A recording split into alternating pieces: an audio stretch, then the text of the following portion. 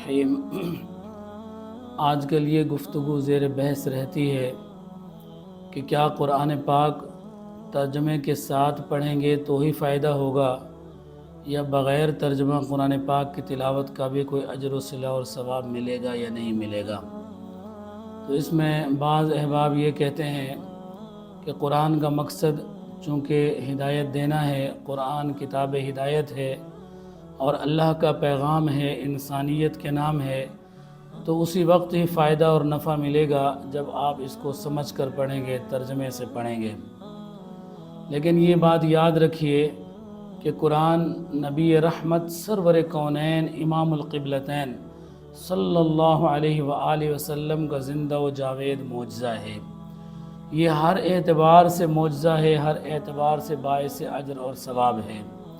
اگر قرآن کی خالی تلاوت کریں گے بغیر سمجھے تو بھی اس میں ثواب ہے، سمجھ کر پڑھیں گے تو بھی ثواب ہے، دیکھ کر پڑھیں گے تو اس کا بھی ثواب ہے، اور اگر قرآن کے معنی اور مفاہیم میں غور و فکر کریں گے تو اس کا بھی ثواب ہے۔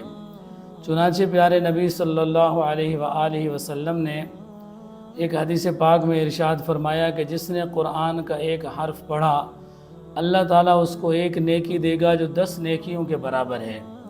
پھر فرمایا کہ میں یہ نہیں کہتا کہ الف لام میم ایک حرف ہے، بلکہ الف ایک حرف ہے، لام ایک حرف ہے اور میم ایک حرف ہے۔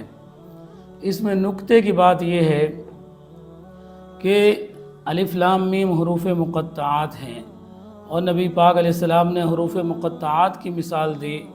حروف مقطعات وہ ہیں کہ جن کا علم اللہ اور اس کے نبی صلی اللہ علیہ وآلہ وسلم کے علاوہ اور کسی کو نہیں ہے، یعنی عام انسانوں کو تو ان کے معنی اور مفہوم کا پتہ ہی نہیں ہے، اگرچہ ترجمے والے قرآن سے بھی پڑھیں تو پھر بھی الف لام میم کا معنی ترجمے والے قرآن میں بھی لکھا ہوا موجود نہیں ہوتا۔ تو نبی پاک علیہ السلام نے ان حروف کی مثال دے کر یہ بات انسانیت کو اور بالخصوص مسلمانوں کو سمجھائی ہے کہ اگر قرآن بغیر سمجھے بھی پڑھیں گے، خالی قرآن کی تلاوت بھی کریں گے تو بھی اللہ کریم اپنی شان کریمی کے تصدق سے اس کا اجر و صلہ اور ثواب عطا فرمائے گا۔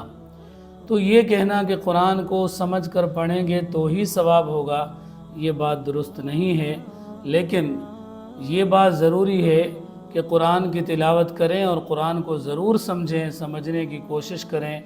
اللہ تعالیٰ نے قرآن میں جگہ جگہ اس کی دعوت دی ہے۔ نبی کریم علیہ السلام نے ایک حدیث پاک میں فرمایا ہے کہ قرآن کی ایک آیت مبارکہ کو سیکھ لینا 100 رکعت نماز نفل پڑھنے سے بہتر ہے۔ تو اللہ تعالیٰ ہم سب کو قرآن سے محبت کی توفیق عطا فرمائے۔ قرآن پڑھنا، پڑھانا، سیکھنا، سکھانا، قرآن کی تلاوت کرنا، قرآن کی تلاوت سننا، یہ تمام امور باعث اجر اور ثواب ہیں۔ اللہ تعالیٰ ہمیں قرآن سے محبت کی اور اس پر عمل کی توفیق عطا فرمائے۔ آمین بجاہ النبی الامین وما علینا الا البلاغ المبین۔